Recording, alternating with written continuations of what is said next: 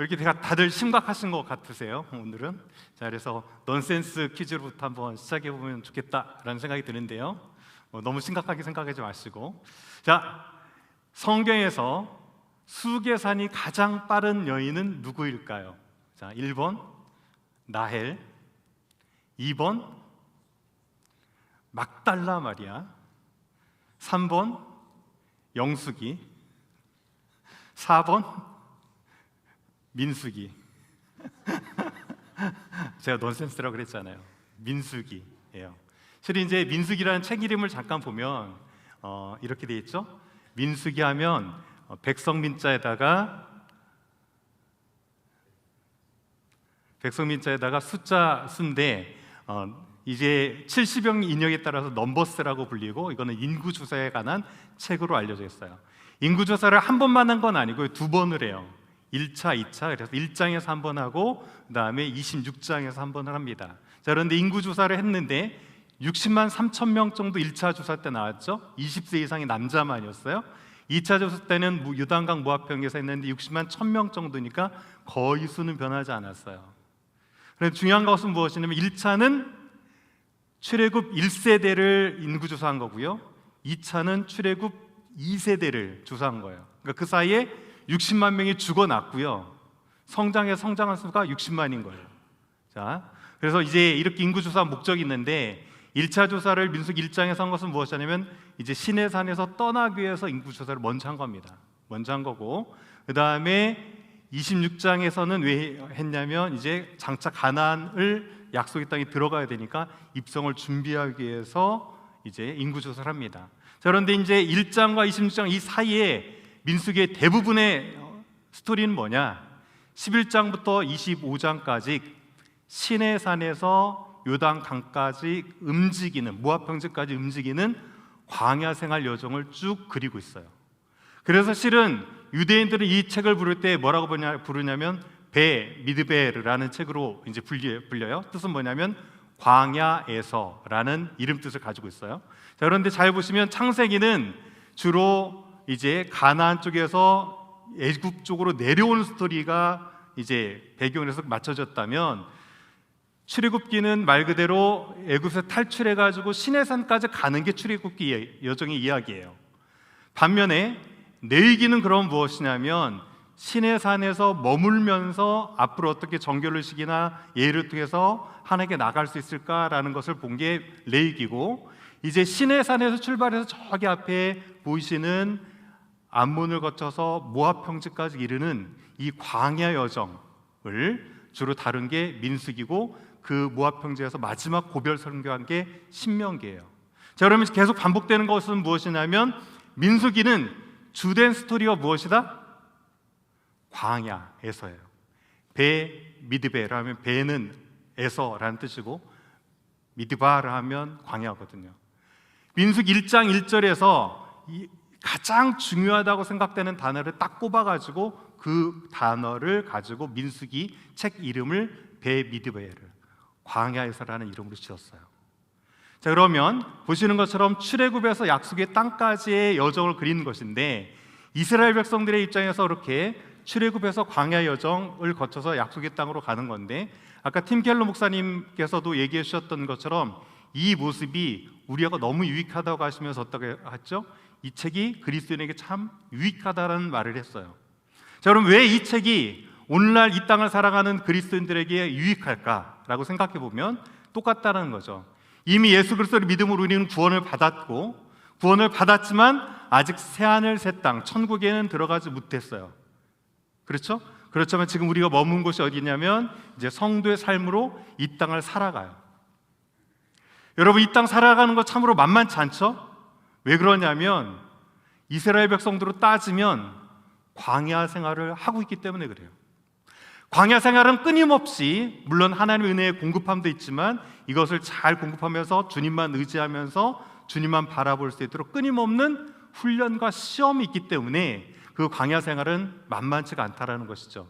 자, 그래서 어떻게 보면 광야 살아내기라는 주제를 가지고 오늘 말씀을 나눌 건데, 제가 이제 친한 친구가 있어요. 친한 친구가 목사님인데 그 교회에 들어가서 그 교회 표를 보니까 교회 표가 제 마음에 너무 쏙 들었어요. 저도 앞으로 목회를 하면 그 표현을 갖다 쓸 만큼 너무너무 마음에 드는 거예요. 뭐라고 됐냐면 복음으로 살아나고, 복음으로 살아내고, 복음으로 살려내자. 감이 안 오세요? 자, 복음으로 살아나고, 살아난 것으로 끝나는 것이 아니라 이제 복음으로 내가 그 삶을 살아내고, 결국은 그 살아남의 목적이 무엇이다? 아직도 죽어있는 영혼을 복음으로 살려내는 것이다 라는 정체성을 주고 있기 때문에 제가 그 표어가 너무너무 마음에 들었던 거예요. 자, 그렇다면 잘 보면 우리가 왜 이 땅에 광야 같은 삶을 살아갈까? 라는 것이 이 문구 안에 담아낼 수 있다는 거죠. 우리는 복음으로 어떻게 했습니까? 살아냈어요. 그리고 누군가 이 땅을 살아가지만 아직 죽어있는 영혼을 살려내기 위해서 우리는 어떻게 삶을 살아야 됩니까? 복음으로 그 삶을 살아내야 돼요. 여러분은 시시하게 이 땅에서 구원받고 그 생명 유지하다가 하늘나라 때가 되면 내가 부르면 와라 라고 하면서 아무런 사명감 없이 이 땅에 하나님께 두신 것이 아니라, 여러분에게 사명이 있는데 복음으로 살아났다면 이제 누군가를 그 복음으로 살려내라는 거죠. 자, 그래서 오늘 이 밤 가운데 비록 짧은 시간이지만 우리가 함께 고민해 볼 것은 무엇이냐면, 그렇다면 내가 복음으로 살아난 자답게 누군가를 살려내기 위해서 어떻게 내가 이 땅 광야 같은 이 삶을 살아낼 것인가 하는 거예요. 저도 목회자지만 목회자라고 해서 믿음 좋다고 뭐 할 수는 없겠지만 그 삶이 평탄하지만 않거든요. 삶에 끊임없는 훈련이 있고요. 하루에도 몇 번도 믿음을 흔들어 놓을 만한 크고 작은 일들이 우리 삶 가운데 닥칩니다. 그래서 오늘 이 민수기, 어떻게 보면 딱딱할 수 있지만 이 민수기 전반적으로 흐르는 주제 아래서 내가 어떻게 이 땅 가운데 믿음으로 살아낼 것인가라는 중요한 관점을 가지시고 이 말씀을 좀 들으셨으면 좋겠다라는 생각이 들어요. 저는 오늘 많은 것 얘기하지 않으려고 해요. 딱 두 가지만 얘기할 거거든요. 자, 우리 믿음 생활에서 가장 중요한 것은 무엇이냐면 바로 말이에요. 말. 자, 그 중에서도 불평하지 않는 게 중요하죠. 오늘 민수기 21장 5절을 보면 이렇게 되어 있습니다. 백성이 하나님과 모세를 향하여 연망하여 어찌하여 우리를 애굽에서 인도하여 내어 이 광야에서 죽게 하는가? 이곳에는 먹을 것도 없고 물도 없도다. 우리 마음이 이 하찮은 음식을 싫어하노라 하매 라고 하면서 이 얘기는 분명히 원망부터 시작해요. 자, 그런데 무엇 때문에 원망했습니까? 크게 제가 빨간색으로 표시해놨는데 먹을 것과 물이 없는 것 때문에 이제 원망을 했다라고 돼 있어요. 그래서 오늘 먹을 것의 배경이 이제 민수기에서 한 군데 나오는데 기브롯 핫다와 탐욕의 무덤이라고 붙여졌던 사건이 민수기에 등장합니다. 자, 그곳에서 무슨 일이 있었냐면 이제 먹을 것이 없으니까 뭐라고 얘기하냐면 우리가 애굽에 있을 때는 값없이 생선도 먹고 오이도 먹고 참외도 먹고 부추도 먹고 이렇게 다양하게 다 먹었다. 근데 생각해 보세요. 정말 값없이 먹었을까요? 그들은 애굽에서 종살이 하면서 어찌 보면 겨우겨우 먹고 살았을 거예요. 그럼에도 불구하고 그들은 애굽에 있을 때는 이 모든 것을 먹었다는 거죠.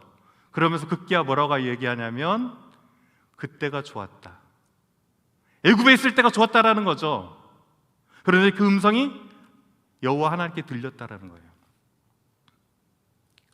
혹시 이 중에 그런 분 안 계시겠지만 예수 믿기 전이 더 좋았다라고 얘기하시는 분이 혹시 계시나요? 웃는 분이 좀 수상한데 아무튼 자, 그러면 잘 보면 이것은 무엇이냐면 과거에 대한 동경이에요. 과거 생활에 대한 동경. 내가 예수를 믿기 전이 오히려 좋았다. 내지는 여기에 이제 셀목자도 계실 수 있는데 셀목자로 섬기기 전이 차라리 평신도로 그냥 조용히 다닐 때가 좋았다. 내가 직분을 받아서 권사가 되고 장로가 되보니까 직분 맡기 전보다 그냥 평신도로 조용히 다니는 때가 더 좋았다 라고 하면서 자꾸 과거를 동경할 수 있게 돼요. 자, 그런데 문제는 무엇이냐면 이 과거를 동경하는 순간 잃어버리는 것이 있어요. 내가 과거를 자꾸 그때가 좋았다 그때가 좋았다라고만 하다 보면 그 순간 자기도 모르게 잊어버리는 것들이 있는데 바로 이것입니다. 과거에 대한 지나친 미련은 무엇을 앗아갈까요? 현재에 대한 감사를 놓치게 해요. 잘 보십시오. 이들이 뭐라고 했냐면 우리 마음이 이 하찮은 음식을 싫어하노라라고 했어요. 자, 여기서 하찮은 음식이란 무엇일까요? 먹을 것도 없고 물도 없는데 나는 이 하찮은 음식 너무너무 지겨워라고 얘기한 거거든요. 자, 뭘까요? 이거는 곡식을 대신하는 부황작물에서 이제 먹는 음식들을 이제 표현할 때 하찮은 음식이라고 하는데 100% 이 하찮은 음식은 무엇이다? 지금 이스라엘 백성들은 곡식 대신에 무엇을 먹고 끼니를 연명하고 있죠? 만나예요. 그럼 이 하찮은 음식이라고 하는 것은 무엇이냐면 만나인데 이 사람들이 처음 이 만나를 접했을 때 뭐라고 했을까요? 이렇게 얘기했어요. 맛이 무슨 맛이다? 꿀맛이다라고 해서 꿀맛이다라고. 처음 딱 먹어보더니 이것이 이렇게 맛있는 음식이 있을까라고 하면서 정말 꿀과 같다라고 하면서 얘기했던 거예요. 자, 그리고 만나를 40년 먹었다고 하니까 되게 힘들게 생각하시는 분이 계세요. 그거 물려서 어떻게 먹나. 저희 집 얘기만 하면 우리 집에 있는 따님께서는 똑같은 음식이 연속 2번만 나도 엄마! 이렇게 얘기해요. 먹기 싫다는 거죠. 같은 음식이 2번 나오는 것 자체가 싫다는 거죠. 그렇게 보면 음식이 물릴 수도 있겠다라고 생각할 수 있겠지만 실은 그들이 먹었던 방식을 보면 성경은 이렇게 돼 있어요. 맷돌에 갈기도 했고요, 절구에 찢기도 했고요, 가마에 삶기도 해가지고 나름대로 요리를 해서 먹었어요. 여기서 하찮은 음식이 싫다, 만나가 더 이상 물려서 싫다라고 한 것은 마치 한국 사람이 나는 이제 쌀밥이 지겨워서 못 먹겠다 라는 것과 똑같고, 서양인들이 나는 빵이 질려서 못 먹겠다라는 표현과 똑같을 수 있어요. 그런데 잘 생각해 보면 이스라엘 백성들은 광야를 어떻게 살아냈습니까? 40년 동안 농사짓지도 않고 무엇을 기르지도 않았지만 그들이 유일하게 살아남을 수 있었던 것은 무엇 때문에 살아남을 수 있었습니까? 그들이 그렇게 하찮게 나중에 불평했던 만나 때문에 살아남을 수 있었어요. 우리가 자칫 잘못하면 이렇게 과거를 동경하고 그때가 좋았다라고 하는 이 말 끝에 지금 내가 여기까지 살아올 수 있도록 이끄셨던 하나님의 은혜를 하찮은 것으로 여기거나 잊을 수 있다는 거예요. 여기 계신 모든 분들은 지금의 내 삶이 하나님의 은혜고, 그러므로 그 하나님의 늘 감사하는 그런 감사가 넘치는 축복된 분들이 되어지기를 주의 이름으로 간절히 축원드립니다. 자, 그런데 이 말에 있어서 이제 또 한 가지 살펴볼 것은 이제 물이 없다라고 했는데, 물과 관계된 것은 어디냐면 무리바라는 곳에서 한 사건이 펼쳐집니다. 자, 보면 백성들이 물이 없으므로 모세와 아론에게 이제 모여가지고 막 항의를 하죠. 그때 하나님께서 차라리 죽을 뻔했으면 좋겠다 이렇게 할 때 하나님께서 이제 모세에게 중반은 그에게 이렇게 얘기합니다. 명령하여서 물을 내라라고 얘기했어요. 자, 그런데 모세가 어떻게 했습니까?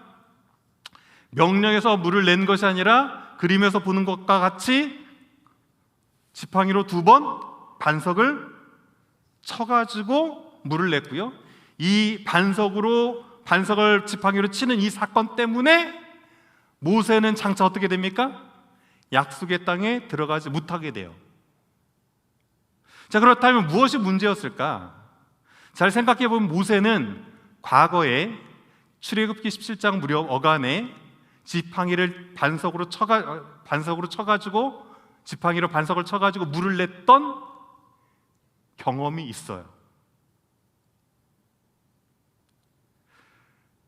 물론 하나님의 말씀대로만 했어도 물은 나왔겠지만, 명령에서 예를 들어서 반석에서 물이 나라 라면 물이 나왔겠지만, 모세는 그걸 원치 않았고 자신의 과거의 경험이 그를 매이게 만들었어요. 사역하다 보면 이런 경우 많이 있거든요. 내가 이 사역은 좀 경험이 있어서 알아, 나만 믿고 따라와, 이렇게 하면 이 일은 이렇게 돼서 반드시 잘 풀릴 수 있어 라고 하는 자신의 경험이 전부가 돼버리는 경우들이 있어요. 그런데 이렇게 자신의 경험이 전부가 되어버리는 경험주의라고 표현하고 싶은 이것은 무엇을 가리게 되냐면 말 그대로 하나님을 가리게 돼요. 그래서 우리는 과거의 경험도 너무 중요하지만 그 현시의 순간에 성령의 민감함을 가지고 하나님께서 원하시는 것이 무엇인가 잘 따라갈 수 있어야 돼요. 과거의 경험을 가지고 자신을 드러내기보다는 현재 성령에 민감해서 지금 이 순간 임하신 하나님을 드러내는 것이 더욱더 중요하다는 것이죠. 자, 그런데 이 무엇보다도 이렇게 말이 중요한 이유는 무엇이냐면, 말은 누구를 향해서 하는 겁니까? 아무개야 이렇게 부르면, 집사님 부르면 누구를 향해서 말하는 거죠? 사람을 향해서 말하는 것 같죠? 자, 그런데 믿음의 사람은 사람을 향해서 말하는 것이 아니라 그 말은 곧 누구를 향한 말이 됩니까? 하나님을 향해서 하는 말이에요. 원망하다라고 하는 원문을 보면 그 원문 뜻은 무엇이냐면 다바르라고 하는 히브리어인데 뜻은 말하다라고만 돼 있어요. 말하다인데 그 앞에 조사 하나가 붙어가지고 대항하다, 반하다 라는 뜻이 붙으면서 원망이 되거든요. 하나님을 반해서 말하는 것 자체가 원망이라는 뜻이에요. 우리는 믿음의 생활을 하면서 사람들에게 수많은 말을 하면서 살아갑니다. 우리의 말이 사람에게만 그치면 참 좋겠지만 여러분이 어떤 말을 하든지 간에 그 모든 말은 누가 들으시는 것이고 누구를 향한 말이 되는 거예요? 하나님을 향한 말이 된다는 거예요. 자, 하나님과 모세를 향하여 이렇게 있죠. 자, 그런데 잘 보면 출애굽기 16장에 그들이 너희의 원망은 우리를 향해서 한 것이 아니라 누구를 향한 것이다? 여호와를 향한 것이다. 니들이 사람을 향해서 원망한 것 같지? 그런데 이 원망은 사람을 향한 것이 아니라 하나님을 향한 것이었다 라고 얘기하고, 그 다음에 민수기 14장에서도 그 원망하는 말을 누가 들었다? 하나님께서 들으셨다라는 것이에요. 그래서 저도 참 두렵고 떨림이 있는데, 이 광야 생활 하면서 가장 중요한 것 중에 믿음의 사람 가운데 무엇을 지켜야 되느냐? 입술을 지켜야 되는 거예요. 여기 계신 모든 분들은 원망하지 않고 늘 감사만 넘쳐나는 귀한 분들 되어지기를 간절히 소원합니다. 자, 그러면 실은 이 원망을 했던 이유는 무엇이냐면 먹을 것과 마실 물 때문에 라고 얘기했어요. 근데 마태복음에 보면 마태복음 6장에 이런 얘기가 말씀이 있죠. 무엇을 먹을까? 무엇을 마실까?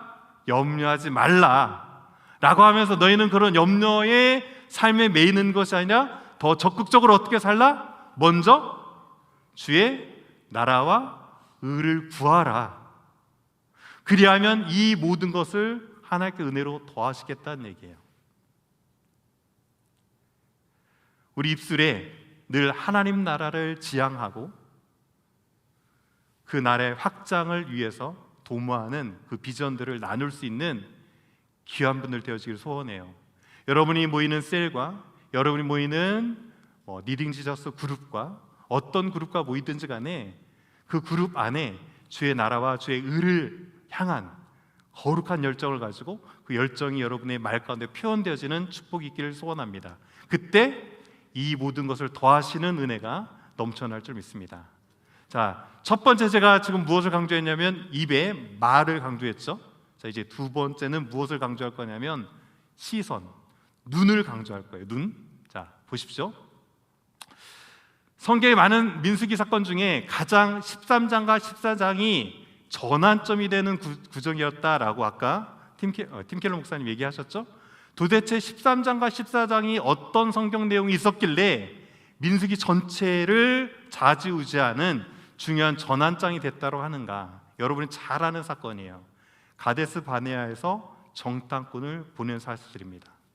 12지파의 산사를 뽑아서 40일 동안 땅을 정탐하라고 그랬어요. 땅이 좋은 땅인지 나쁜 땅인지 기름진 땅인지 척박한 땅인지 나무는 있는지 없는지 보고라고 그랬고요. 그 다음에 사람들을 보라고 그랬어요.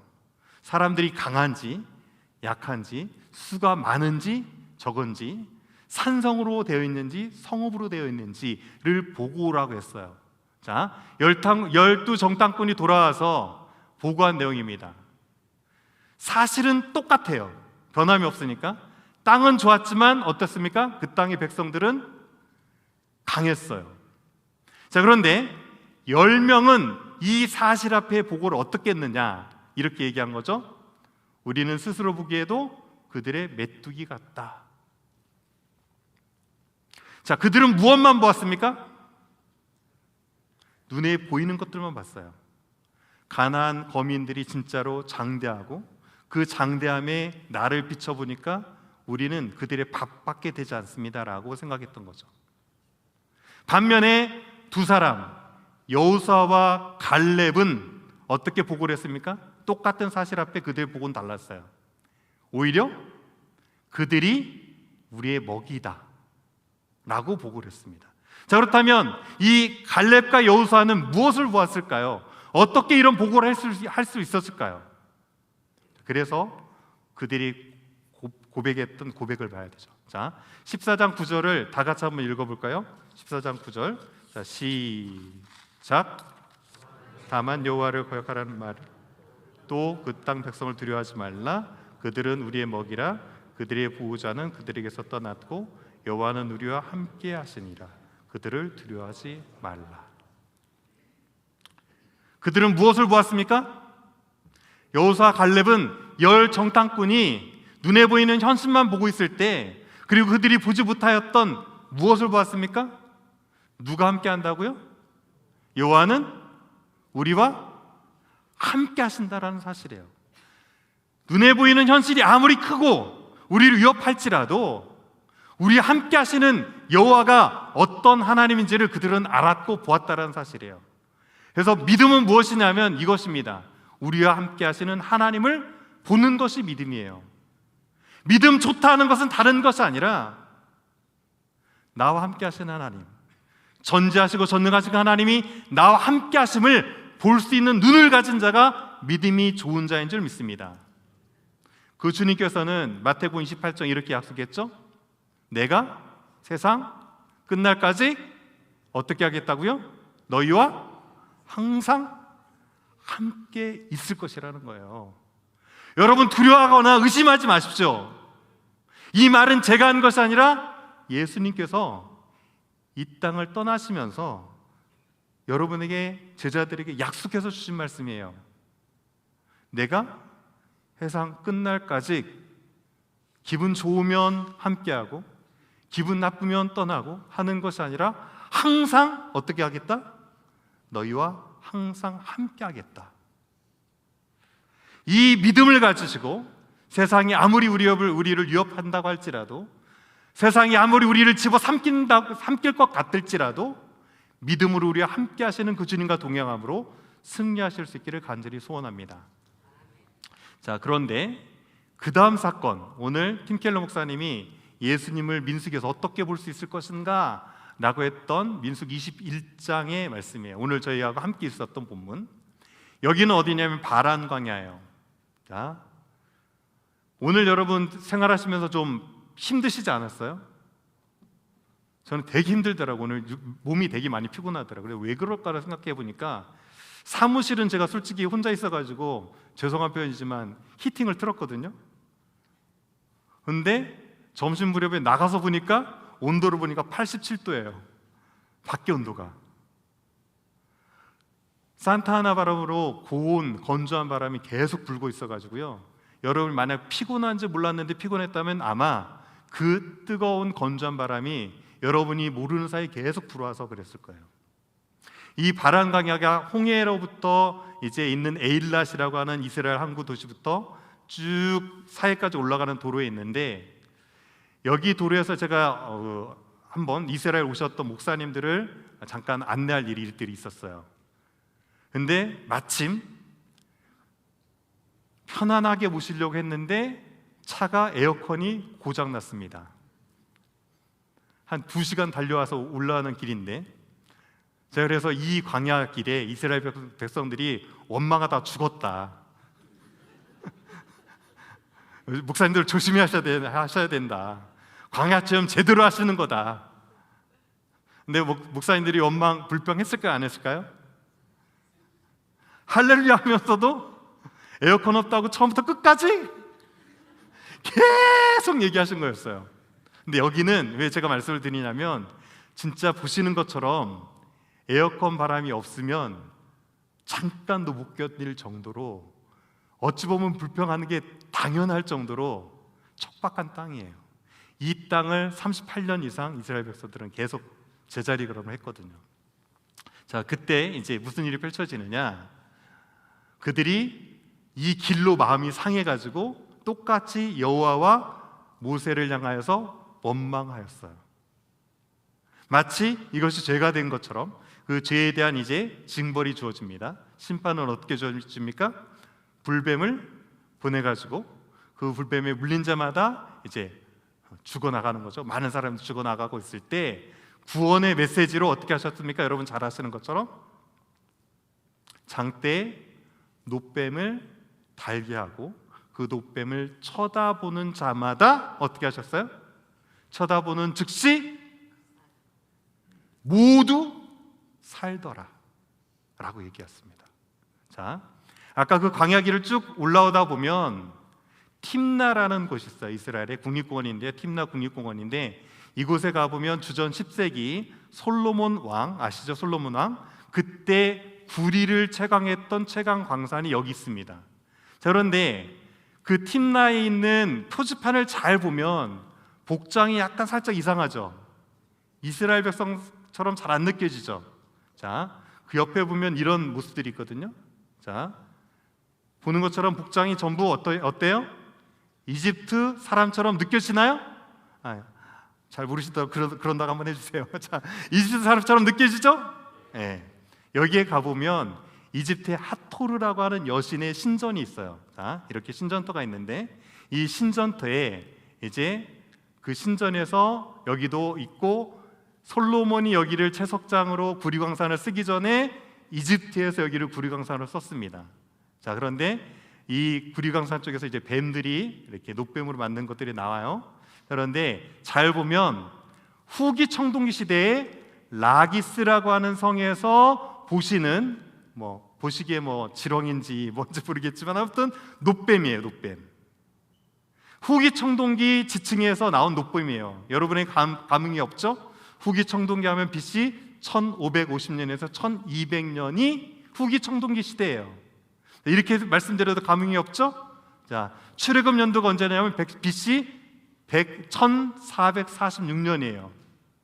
자, 그러면 여기서는 좀 감흥이 있으셔야 되는데 아무튼 후기 청동기 시대, 즉 출애굽이 있었던 그 시대에 있었던 지층에서 나온 놋으로 만든 뱀이 있었다라는 거예요. 나기스라는 곳에서.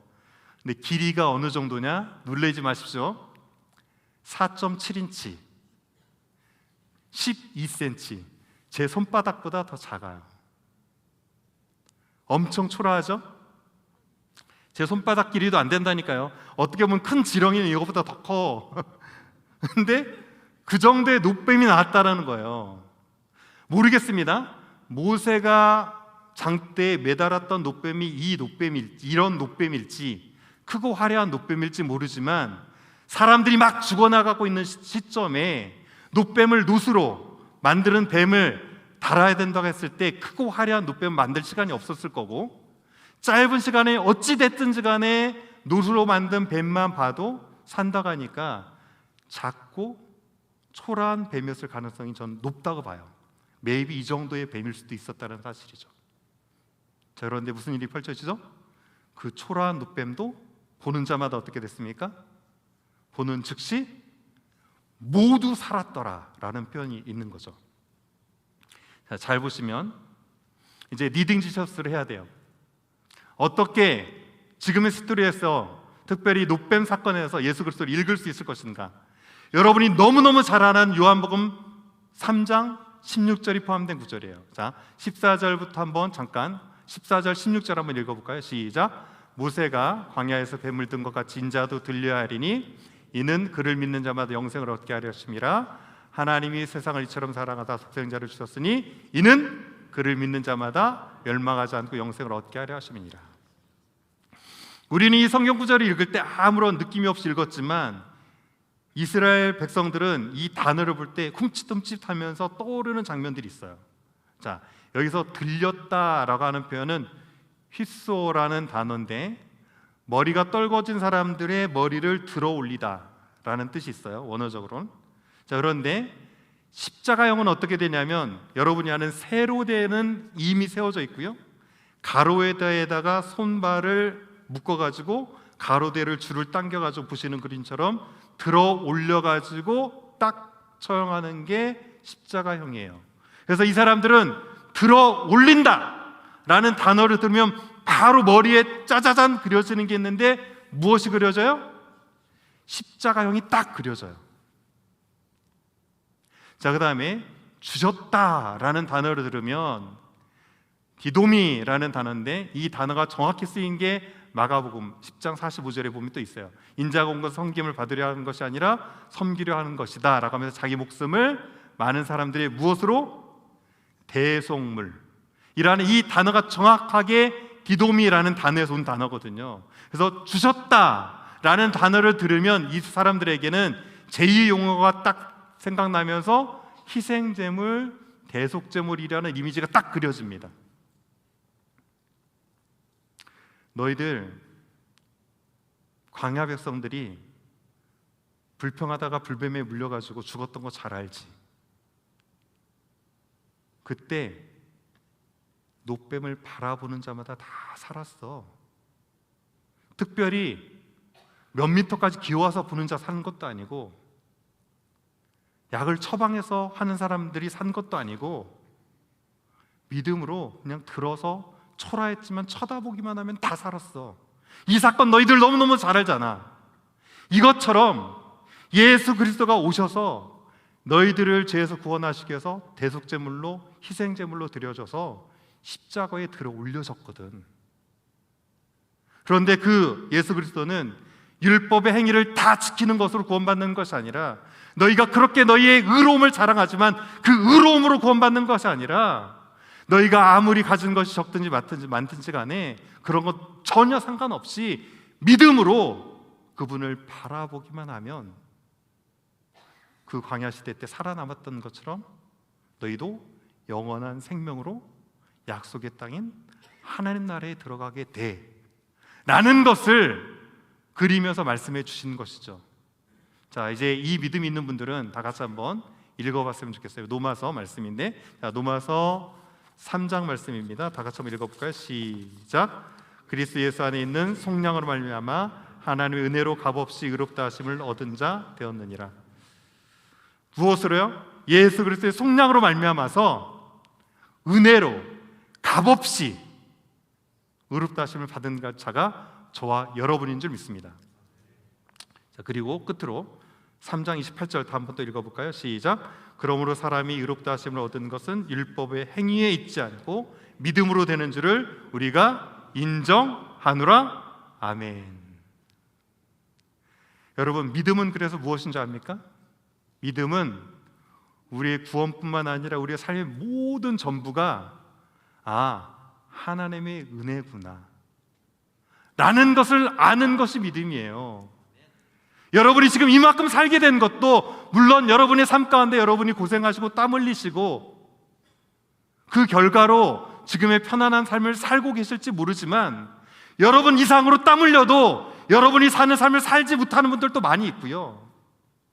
여러분이 예수 그리스도가 믿어지는 것이 이상할지 모르지만 믿고 싶어도 안 믿어지는 분도 계세요. 나도 한번 믿어보고 싶다 라고 해도 안 믿어지는 분이 계신다니까요. 하지만 여러분은 믿기 싫어도 믿어지시잖아요. 아닌가요? 여러분 믿기 싫어도 믿어지시잖아요. 예수님이 하나님의 아들이고 그분이 나를 위해 십자가를 지셨고 나의 모든 죄를 대속해 주시고 3일 만에 부활하셔서 내 행위가 아닌 믿음으로 그분을 영접할 때 영원한 생명을 주신다라는 이 사실이 정말 부인하고 싶어도 부인되지 아니하고 믿어지는 그런 은혜가 있는 것 아닙니까? 이제 그렇다면 여러분 가운데, 이 땅 가운데 남겨진 이 삶, 이 광야 같은 삶 어떻게 살아가시겠습니까? 모든 것이 하나님의 은혜임을 늘 기억하셔서 원망하기보다는 감사하시고, 여러분의 삶이 은혜에 붙들림 바 된 것을 믿고, 오늘 조금 부족할지라도 하나님을 전적으로 의지하고 의탁하면서 저 천국 가서, 저 천국에 다 가셔서 그곳에 기쁨으로 하나님께 영광 돌려드릴 수 있는 베델의 온 성도들, 온 식구들 되어지기를 주의 이름으로 간절히 축원드립니다.